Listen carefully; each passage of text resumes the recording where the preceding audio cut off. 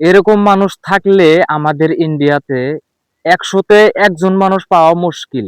হয়তোবা খোঁজাখুঁজি করলে ১-২টো বাড়াবে, ১০০-তে ১-২টো বাড়াবে। কিন্তু ভাই আমাদের এখানে ওই ধরনের গরিব মানুষ নাই, যে ধরনের গরিব মানুষ আমরা বাংলাদেশে কিছু কন্টেন্ট ক্রিয়েটরের ভিডিওতে আমরা দেখতে পারি। কিছু মানুষ দেখা গেছে যে ১০০ টাকা দিয়ে যে কিছু মাছ কিনে খাবে বা কিছু করবে, সেই টাকাটাও নাই। আমরা দেখি যে বুড়ো হয়ে গেছে গা, ৭০-৮০ বছর হয়ে গেছে। এগুলা এগুলা বুড়া দাদারা কিন্তু মানে খুব একটা মুশকিলের মধ্যে থাকে। আর ওই ভিডিও গুলা আমরা কিন্তু দেখতে পারি। ভিডিওতে তারা বলে যে আমাদের ছেলে-পেলে আছে কিন্তু আমাদেরকে দেখাশোনা করে না।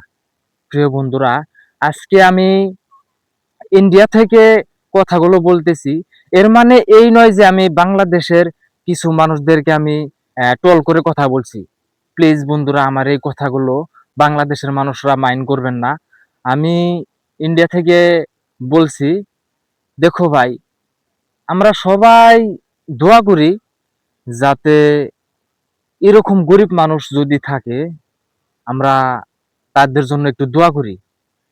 দেখেন, আজকাল দেখি ফেসবুকে ঢুকলে মানবিক ভিডিও আমরা পাই, যেগুলা ভিডিওতে আমরা দেখি একদম চলতেই পারে না, এরকম মানুষও আছে। হ্যাঁ বন্ধুরা, এরকম মানুষও আছে। কিন্তু দেখেন, আমরা যদি ইন্ডিয়াতে একটু লক্ষ্য করি, এরকম মানুষ পাওয়া খুবই মুশকিল। প্রিয় বন্ধুরা, খুবই মুশকিল।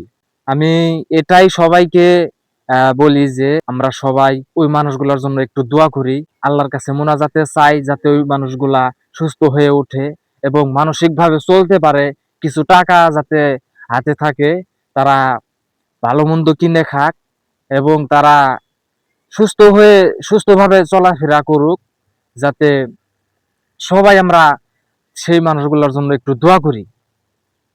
বাংলাদেশের অনেক গরিব মানুষ আছে, আমরা ভিডিওতে দেখি। তো এইগুলা মানুষ আসলে খারাপ লাগে, ওই ভিডিওগুলা যখন আমাদের সামনে আসে আমাদের অনেক খারাপ লাগে।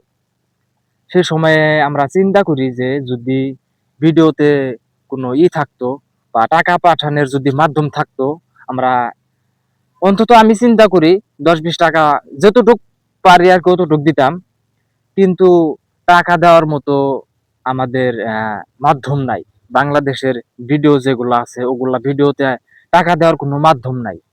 কিন্তু আমরা সবাই এটা তো করতে পারি যাতে ওই মানুষগুলা আল্লাহর কাছে চাই ওই মানুষগুলা যাতে ভালোভাবে চলুক, এবং যারা একদম মানে চলতেই পারে না, এই দেখা গেছে যে হ্যাঁ ছেলে আছে ৩-৪টা, হ্যাঁ বুড়া বাবাকে ছেড়ে চলে গিয়েছে, দেখাশোনা করে না, তারা বিয়ে করে ফেলছে, তাদের পয় পোলাপান হয়েছে। এই জন্য কিন্তু এরকম কিছু মানুষ আছে।